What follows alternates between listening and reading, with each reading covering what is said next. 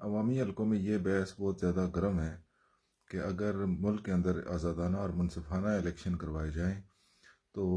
اس صورت میں فاتح کون ہوگا، کون سی سیاسی پارٹی یا کون سا سیاسی لیڈر جو ہے وہ فاتح قرار پائے گا۔ اس میں دوسری کوئی رائے بھی نہیں ہے کہ اگر ملک کے اندر اس وقت موجودہ صورتحال کے اندر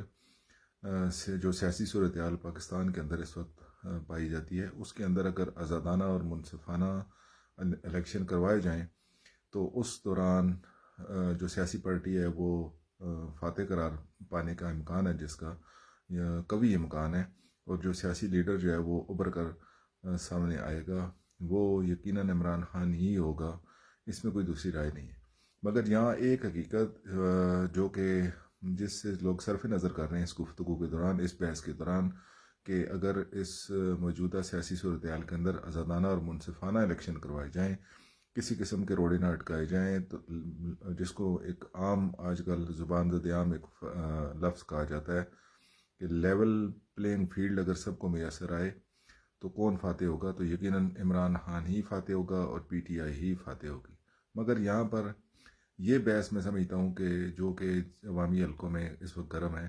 اس بحث کا بذات خود زمینی حقیقت سے دور دور تک کوئی تعلق نہیں ہے۔ اس کی بنیادی ایک وجہ ہے، اس کی بنیادی وجہ یہ ہے کہ پاکستان کی جو سیاسی تاریخ ہے، پاکستان کی 75 سالہ جو سیاسی تاریخ ہے، وہ اس بات کی گواہ ہے کہ کوئی کتنا بھی عوامی جو ہے وہ رکھتا ہو، فوٹنگ رکھتا ہو، کوئی کتنا زیادہ ہی عوامی مقبولیت رکھتا ہو، جب تک اس کو اسٹیبلشمنٹ کی حمایت حاصل نہیں ہے وہ اقتدار کی راہداریوں تک نہیں پہنچ سکتا۔ اور یہ تاریخ گواہ ہے اس بات کی کہ اگر نواز شریف اقتدار تک پہنچے تو وہ اسٹیبلشمنٹ کے حلقوں کی حمایت کے ساتھ ہی پہنچے، اگر بے نظیر اور زرداری اقتدار تک پہنچے تو وہ اسٹیبلشمنٹ کی حمایت کے ساتھ ہی پہنچے۔ اسٹیبلشمنٹ، اور یہ بات عام زبان زد عام بھی ہے، اظہار رائے بھی کرتے ہیں، اقرار بھی کرتے ہیں، تمام سیاسی پارٹیاں اس بات کا اقرار کرتی ہیں، اظہار کرتی ہیں، بڑے بڑے لیڈر اقرار کرتے ہیں، اس بات کا اظہار کرتے ہیں، برملا اظہار کرتے ہیں، ٹاک شوز میں اظہار کرتے ہیں، اپنی پرائیویٹ میٹنگ میں اظہار کرتے ہیں، ہر جگہ پر اس بات کا اظہار کرتے ہیں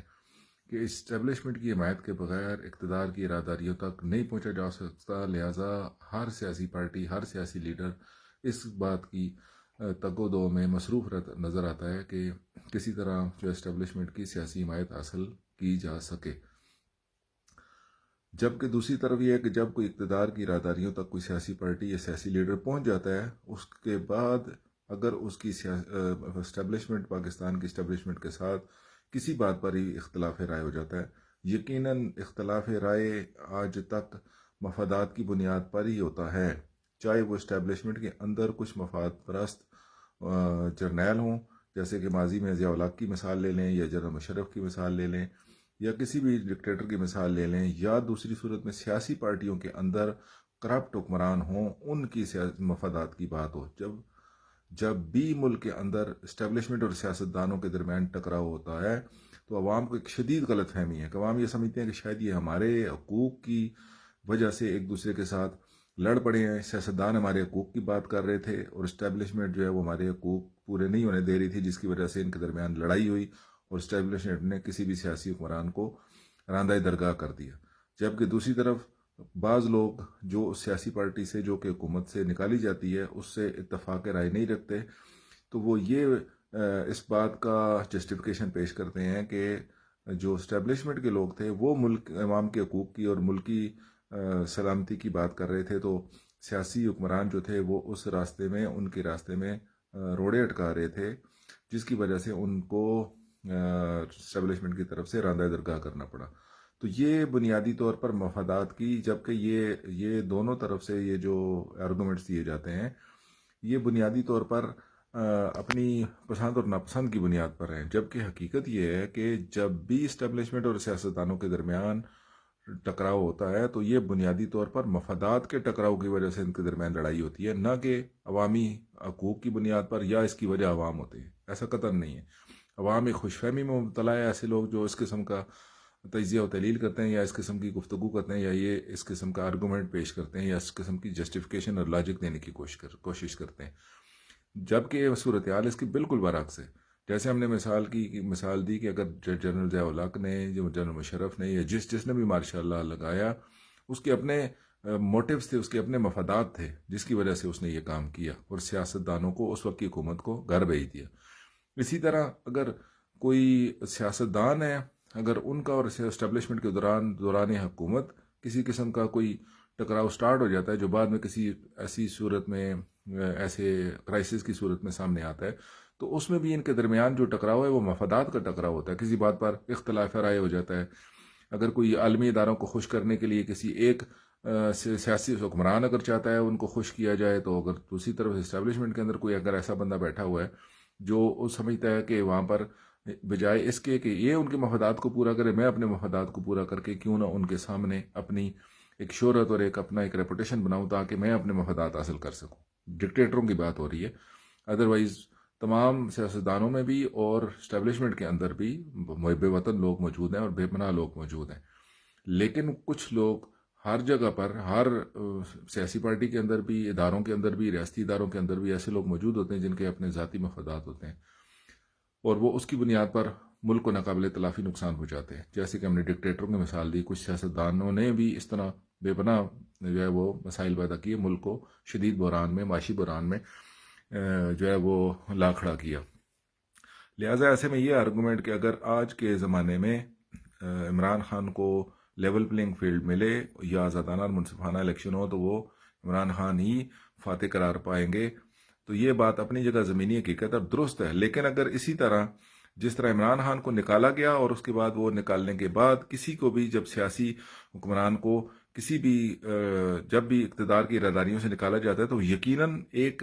اس وقت ایک مظلومیت کا جو پہلو ہے یا ایک لوگوں کی ہمدردی کا جو پہلو ہے وہ آٹومیٹکلی اس حکومت کو نکالے جانے کی صورت میں پیدا ہوتا ہی ہوتا ہے، جیسے کہ نواز شریف کے زمانے میں بھی ایسے ہوا۔ اور نواز شریف کو نکالے جانے کے بعد وہی جو آج یہ بات کہی جا رہی ہے عمران خان کے نکالے جانے کے بعد کہ اگر آج آزادانہ اور منصفانہ الیکشن کروائیں تو اس کا فاتح عمران خان ہی قرار پائیں گے۔ اسی طرح ماضی میں نواز شریف کا بھی یہی دعویٰ تھا کہ جب ان کو نکالا گیا تو ان کا بھی یہی دعویٰ تھا کہ کیونکہ اس وقت یہ مظلومیت جب سیاسی طور پر کسی کی حکومت گرائی جاتی ہے تو وہ عوام کے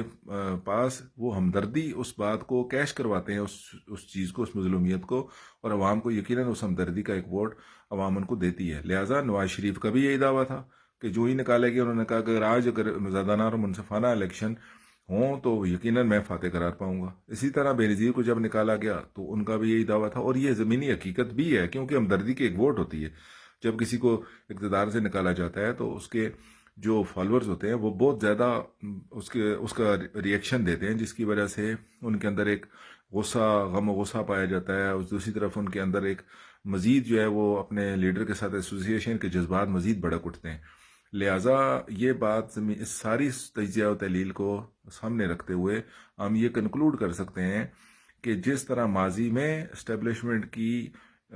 تعاون اور حمایت اور سپورٹ کے بغیر کوئی اقتدار کی اراداریوں تک نہیں پہنچ سکتا، آج بھی نہیں پہنچ سکتا۔ اور یہ دعویٰ کہ اگر آزادانہ اور منصفانہ الیکشن کروائے جائیں تو فلاں فاتح قرار پائے گا، یہ بات اپنی جگہ زمینی حقیقت ہے، مگر اگر والی بات تب کی جا سکتی ہے کہ اس ملک میں اگر کا امکان ہو، جبکہ اگر کا امکان اس ملک میں زیرو ہے کہ اگر منصفانہ الیکشن ہو، اگر یہ ہو جائے، اگر وہ ہو جائے، تو پاکستان میں اگر والی صورتحال فی الحال تک ایسی کوئی زمینی حقیقت موجود نہیں ہے۔ اگر آج یہ بات مان لی جائے کہ عمران خان کو لیول پلینگ فیلڈ ملے تو یہی اگر نواز شریف کے زمانے میں بھی، اور یہی اگر جو ہے وہ بے نظیر کے زمانے میں بھی، زرداری کے زمانے میں بھی، اسی اگر کے تحت اب یہی فارمولہ اگر اپلائی کیا جاتا تو نتائج وہی ہوتے جو آج عمران خان کے حوالے سے ہیں کہ اگر ایسا ہوتا، جبکہ اگر ایسا نہیں ہوتا۔ زمینی حقیقت یہ ہے کہ جس طرح ان کو لیول پلینگ فیلڈ نہیں ملی ماضی میں